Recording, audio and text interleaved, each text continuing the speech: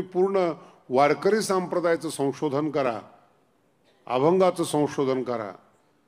इतके सजग संत आहेत. पहिल्यांदा त्यांनी सांगितलं विचार करा, मग आमच्याकडे या. आमच्याकडे या असं मी तुम्हाला म्हणतो बरं का, संताकडे जा. कोणत्याही संतांनी तुम्हाला निमंत्रण दिलेलं नाही आमच्याकडे या. फार फार तर म्हणतात देवाकडे जा. संत आपल्याकडे तुम्हाला कधी बोलवणार नाही. सगळ्यात महागडी वस्तू म्हणजे संत आहेत. अतिशय दुर्मिळ जर असेल ना संत सानिध्य. एक क्षण संतांनी आपल्या काढून देणं हे आपल्या अनंत जन्माचं भाग्य.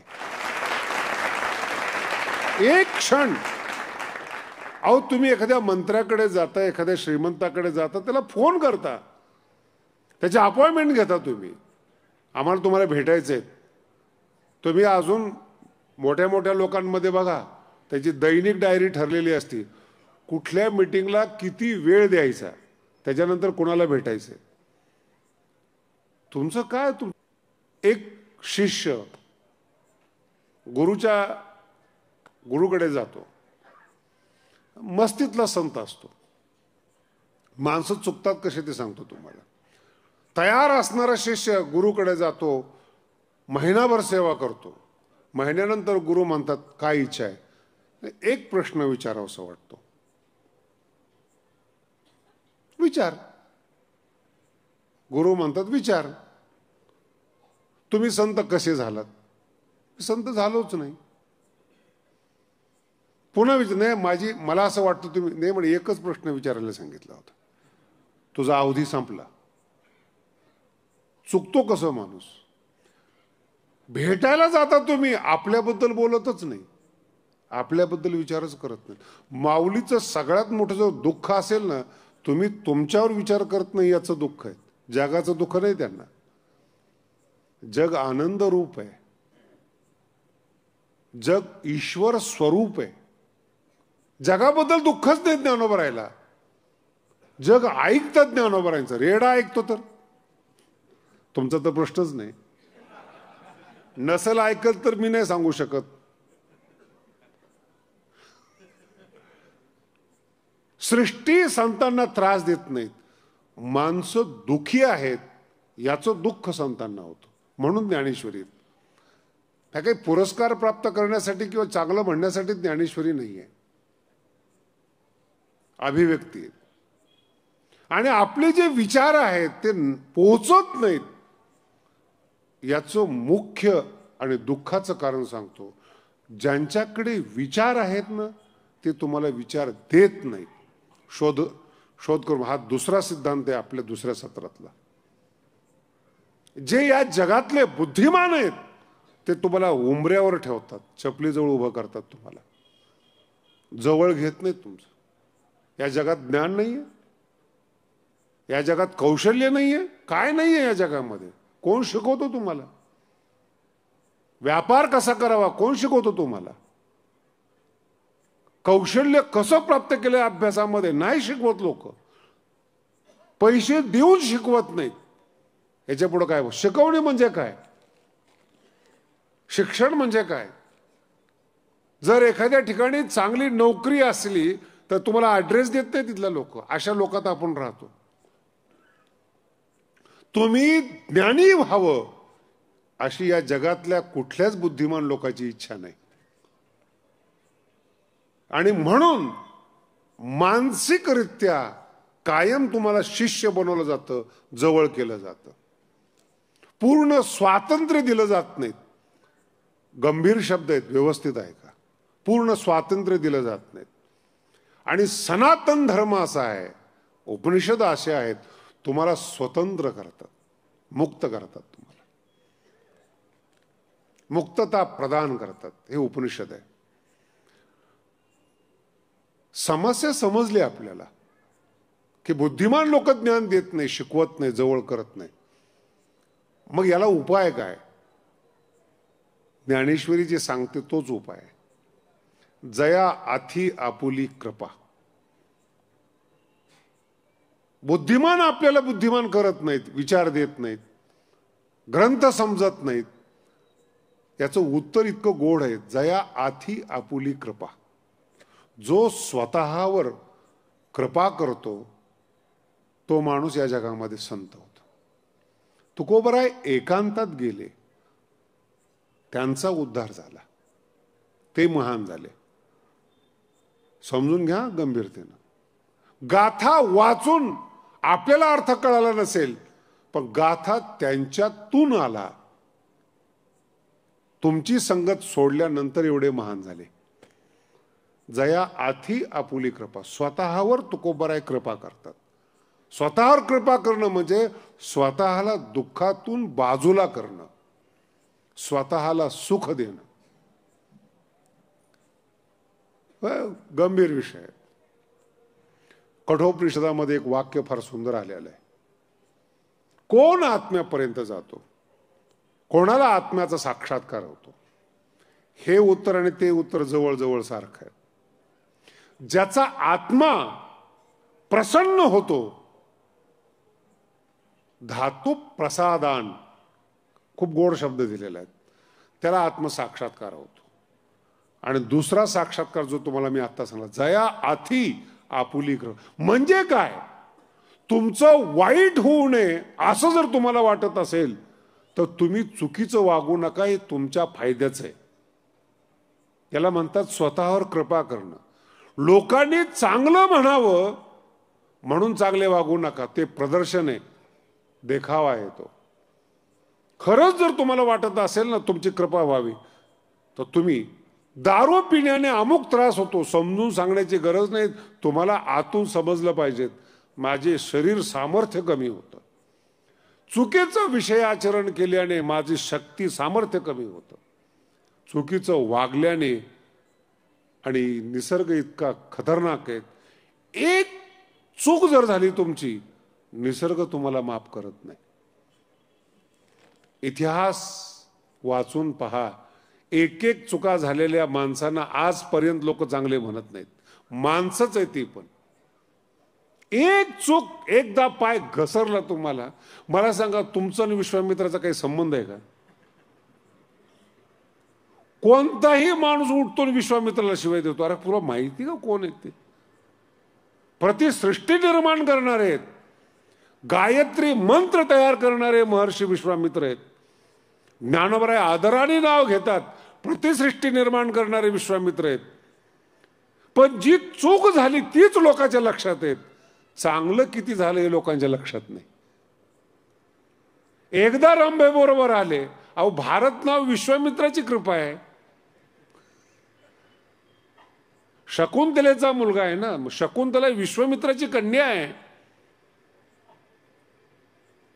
आपण भारतात राहून भारत हे नाव ज्याच्यामुळे मिळालं त्याच्याच आजोबाला शिवाय देतो. विश्वामित्रा सामान्य नाही लक्षात राहत, लोकांच्या चूक लक्षात राहते. संत दक्षता ही घेतात, नाही एखाद्याचं कल्याण झालं तरी चालेल, पण अपकीर्ती अंगाला येऊ देत नाहीत. शरीर कापायची पाळी आली तरी व्यक्तिमत्व बिघडू देत नाही. याला म्हणतात स्वतःचं रक्षण. एकदा तुमची इमेज गेली, प्रतिमा संपली, काहीच करू शकत नाही. तो 1000 नुकसान होऊ द्या, एका दिवसात देव भरून काढतो. पण प्रतिमा मलिन झाली की देव सुद्धा पुसू शकत नाही. एवढा मोठा विश्वामित्र नाही लोक मंदिर बांधत विश्वामित्राचं. भारत हे नाव त्यांच्यामुळे आहेत, प्रतिसृष्टी त्यांची आहेत. गायत्री मंत्र जपून प्रतिभावान झालेले लोक आहेत, पण नाही विश्वामित्राच्या पाया पडत. एक चूक, जया आथी आपुली कृपा. कमी ज्ञान आलं तर चालेल, अशिक्षितपणा थोडा असला तरी चालेल, नाही कीर्तन प्रवचन करता आलं तरी चालेल. बरेचसे महाराष्ट्रामध्ये असे संत आहेत जे कीर्तन प्रवचन करत नाही पण संत आहेत ते. आणि त्याच्या पुढे जाऊन सांगतो, देवाला न मानणारे बरेच देव माणसं या जगात आहेत, जे देवासारखे वागतात. आणि काल मी याचा उल्लेख केला, देवाच्या नावाने चुकीचं वागणारे सुद्धा संत या जगात असतात. लोक पूजा करत नाहीत. आणि सगळ्यात मोठा अपराध असा आहे, आपल्या वागण्याने संतावर विश्वास वाढो अथवा न वाढो, आपल्यामुळं संत बदनाम होता कामा नये, किमान ही दक्षता आपल्या जीवनात यायला पाहिजे. आपल्यामुळं परमार्थ बदनाम होऊ नये, पिढी बर्बाद होऊ नयेत. आपल्याकडे पाहून लोकांनी ज्ञानेश्वरी वाचणं बंद करू नये, परमार्थ बंद. का शरीराचं अंग कापतात संत? का लवकर? मला अनेक लोकांनी प्रश्न विचारले. याचं मूळ कारण आहे, कीर्ती ही भगवंताची देण आहे. तुम्हाला दोन सिद्धांत स्पष्ट करतो. प्रसिद्धी आणि कीर्तीमध्ये फरक आहे. प्रसिद्धी माणसं देतात आणि कीर्ती भगवंताचं स्वरूप आहे. 10व्या अध्यायामध्ये आपल्या विभूती सांगत असताना सांगतात, कीर्ती श्री वाक्चनारी नाम. कीर्ती भगवंताची विभूती, ते भगवंतच देतात. माणूस नसला तरी कीर्ती रूपाने जिवंत असतो. आपण पूजा करतो त्यांची. रोज तुकोबाराचे अभंग गायले जातात. ही कीर्ती तुकोबारांची 400 वर्ष झाले. आणि प्रसिद्धी कोणाला म्हणतात? 2 वर्षापूर्वीचं गाणं तुम्ही विसरून जाता. ज्यांनी करोडो रुपये कमवलेत, नाही लक्षात राहत लोकांच्या. कीर्ती आणि प्रसिद्धी, या प्रसिद्धी माणसं ग्रुपने करू शकतात, ठरवून करू शकतात बदनामी, पण कीर्ती भगवंत देतो. कोणाला? जया आथी आपुली कृपा. ज्यांनी स्वतःला सांभाळले, स्वतःचं रक्षण केलंय, स्वतःच्या मनाचं रक्षण केलंय, स्वतःच्या अंतःकरणाचं रक्षण केलंय, स्वतःच्या बुद्धीचं रक्षण केलं. विचारानं बुद्धी सांभाळलेली आहे, आचरणानं शरीर सांभाळलेलं आहे. ही जीवन आहे. जया आथी आपुली कृपा. ज्याला असं वाटत असेल, आणि ज्ञानोबर आहेत त्याला फार भाग्यवान समजतात, ज्याचं मन ऐकतं, स्वतः ज्याचं मन ऐकतं. काय ज्ञानोबरांच्या ओव्या अप्रतिम आहेत.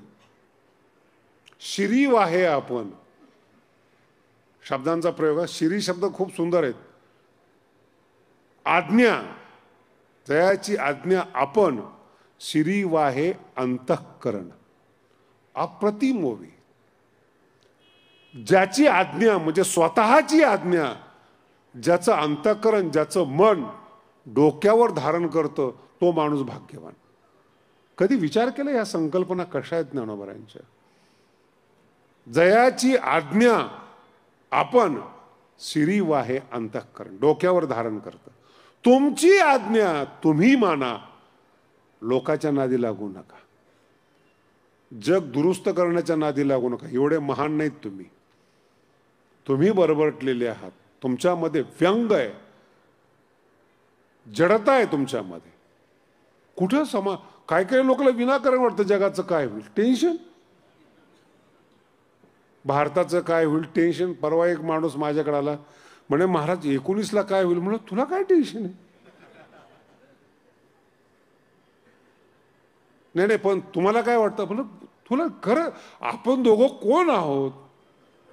तू दुकानावर बसणारा दुकानदार, आम्ही ज्ञानेश्वरी वाचणारे, आपण दोघं ठरवणार का भारताचं काय होणार आहे? याच्यावर सुद्धा ज्ञानोबरांची ओवी बरं का. अकारण टेन्शन घेणारे लोक. पुढीलांचे ओझे, 19ला काय होईल त्यांचं ओझ आहे, आपुले माथा घ्यायचे. कशा करताय? एखाद्या मुलीचं लग्न झालं नाही, मुलाचं लग्न झालं नाही, एखादा मुलगा शिकला नाही, एखादा आजारी आहे, टेन्शन. ज्ञानोबराय म्हणतात जग आहे हे ईश्वराचं आहे, तू तुझं पहा. याच्यामध्ये बोलण्यामध्ये एक दोष येऊ शकतो, जे तुम्हाला वाटू शकतो, तरी पण मी दाखवतो. स्वतःकडेच बघणं हा स्वार्थीपणा नाही का? असं बऱ्याचशा लोकांना वाटू शकतं. सेल्फिस्ट म्हणतो आपण त्याला, स्वार्थी असं वाटू शकतं. मी तर म्हणतो वाटण्यापेक्षा असलं पाहिजे. तुमचा उद्धार झाला तर दुसऱ्याचा कराल ना. तुमच्याकडे जर सुख नाहीये, तुम्ही कसं दुसऱ्याला देणार? तुम्ही तुमच्याकडचं अज्ञान तुम्ही पिरू शकता, जर तुमच्याकडे सुख नसेल कसं देणार? ज्ञानोबाचा अभंग पहा कसा आहे. आपुली आपण करा, स्वार्थी वाटू शकतो तुम्हाला, पण तुम्हीच अज्ञानी आहात. तुम्हाला ज्ञानाची गरज आहे, तुम्हाला आनंदाची गरज आहे, तुम्हाला दुरुस्तीची गरज आहे. म्हणून पहिलं तुम्ही तुमचं ऐका. अतिशय सुंदर अप्रतिम सिद्धांत आहे ते. तुम्ही म्हणता हे कधी घडतं का जगामध्ये? मी खूप पाहतो. म्हणून मी काल नवीन पिढीची जी स्तुती केली होती त्याचा हा मूळ बेस आहे, पाया आहे त्याचा. जे कलेक्टर होतात 12-12 तास अभ्यास करतात यूपीसी परीक्षाचा. जयाची आज्ञा आपण श्री वाहे अंतकर. ते तरुण आहेत पोरं, 20-22 वर्षाचे पोरं यूपीसीचा अभ्यास करतात, तरुण असतात. 12 तास एका खुर्चीवर बसून अभ्यास करणं साधना आहे, तपश्चर्या आहे ती. नाही हाय ठीक आहे, ज्ञानाकरताच आहेत, हेतू असेल, कामना असेल, यूपीसी आहे ना. पण 12-12 तास तरुण वयामध्ये एका खोलीमध्ये बसणं. ज्ञानोबराय ओवी सांगतात श्री वाहे अंतकरण. त्यांचं मन त्यांचं ऐकतो म्हणून श्रेष्ठ होतात. आणि तो माणूस कलेक्टर जिल्ह्यात एक असतो. जिल्ह्याची लोकसंख्या 22 लाख, 23 लाख, 25 लाख आणि कलेक्टर एक. मला वेगळं बोलायचं, मी स्तुती करतोय असं नाही काही, माझ्या बोलण्याचा हेतू असा नाही काही. एक 22 लाखातून एक निवडला. महाराष्ट्राची लोकसंख्या, भारताची लोकसंख्या बघा, 1.25 कोटी लोकसंख्या आणि 50 लोक कलेक्टर होतात. कोण होतात? ज्याची आज्ञा आपण श्री वाहे अंतकरण. 12 साधना आहे. विज्ञान बा आयुष्यभर रूमच्या बाहेर लोक निघत नाही, तेव्हा एखादा शोध लागतो. माना त्यांच्या मेहनतीला. मी असे बरेच लोक पाहतो सकाळी देवपूजा करतात, मारुतीच्या डोक्यावर पाणी टाकतात, आपल्या भाषेत बोलायचं. एकदा मारुती ओला केला की दुसऱ्या दिवशीच तो तिथं आहे का म्हणून पाहायला जातात. मध्ये त्याचा ना आपला संबंध नाही. ज्ञानेश्वरी सकाळी एकदा पूजा केली, 5-10 ओवे असले गुंडाळून ठेवायचे. नाही, हे जीवन नाही आहे.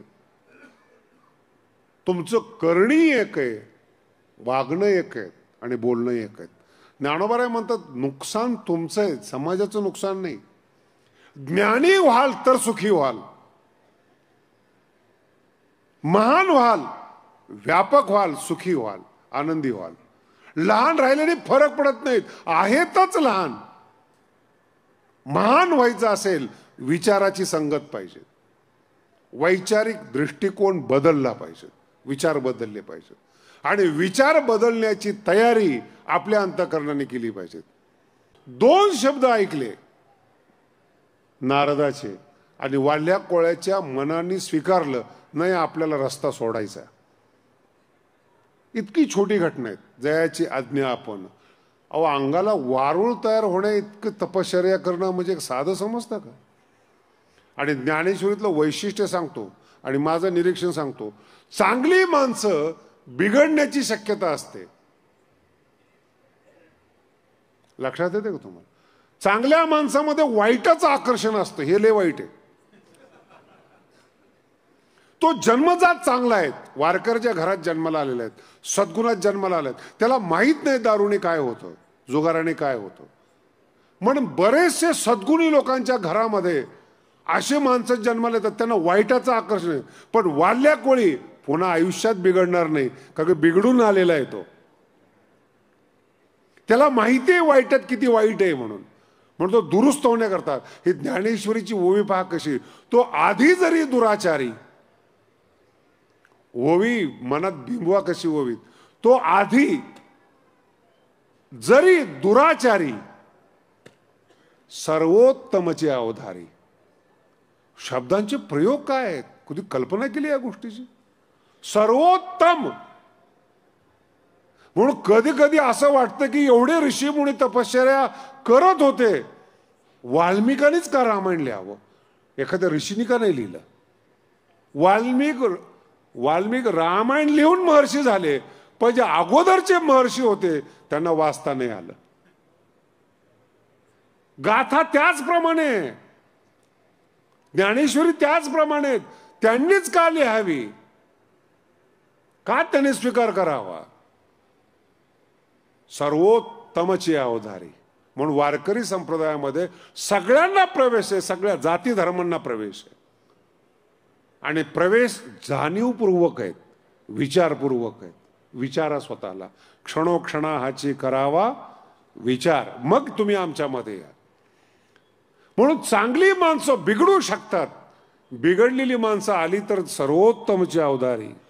जैसा बुडाला महापुरी न मरतू निघाला, तयाचे जीवित आईल थडिये आले, म्हणून बुडाले पण जीवी वाया गेले.